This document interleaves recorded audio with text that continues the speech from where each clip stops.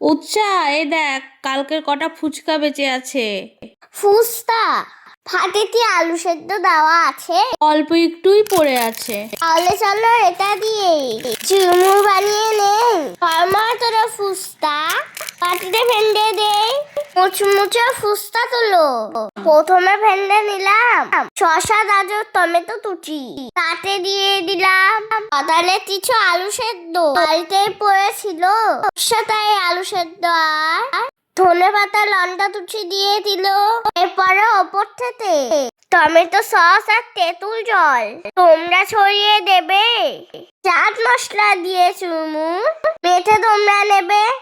তাড়াও হচ্ছে না, হাত দিয়ে চটতে নেই। সব কিছু উপকরণ ভালো করে মেখে দেই। ওপর থেকে এবার আমি পাঁপড় আর বাদাম ছড়িয়ে দিলাম।